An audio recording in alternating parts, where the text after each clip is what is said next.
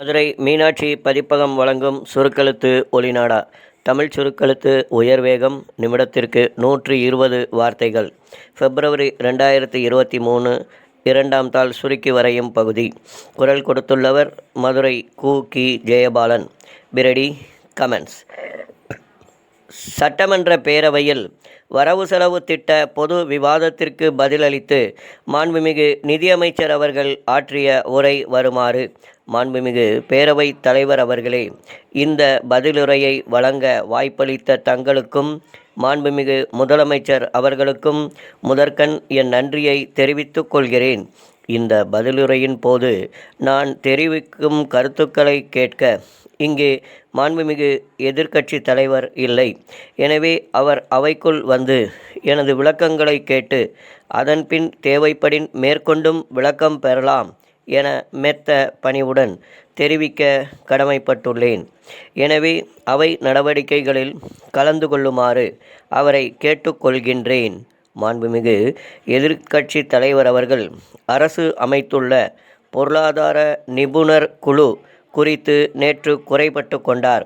இதற்கு நான் இந்த நேரத்தில் பதிலளிக்க கடமைப்பட்டுள்ளேன்.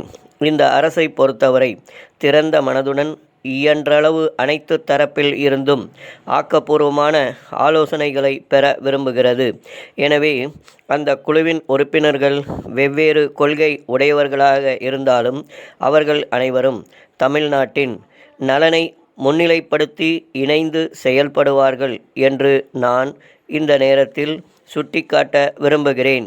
அடுத்தபடியாக எதிர்க்கட்சி தலைவர் அவர்கள் பேசுகையில் தங்களது ஆட்சி காலத்தில் எல்லாவற்றையும் இலவசமாக கொடுத்ததாக பெருமையாக குறிப்பிட்டார்கள்.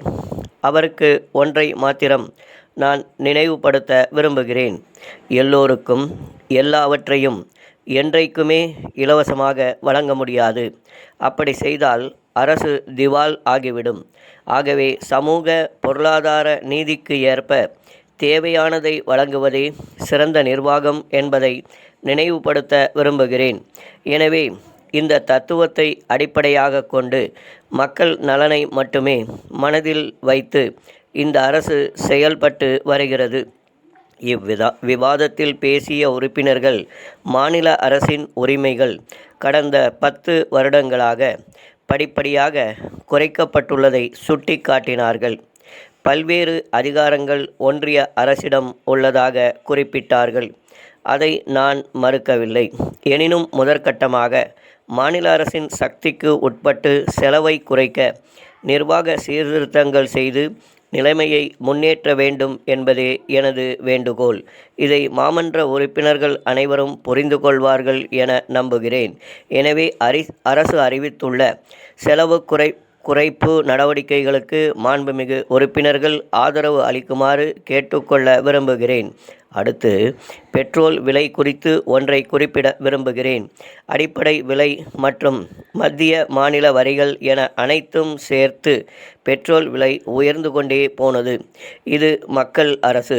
எனவே மக்களின் சுமையை குறைக்க மாநில அரசு தனது வரியை குறைத்து கொண்டு லிட்டருக்கு 3 ரூபாய் சலுகை வழங்கியது.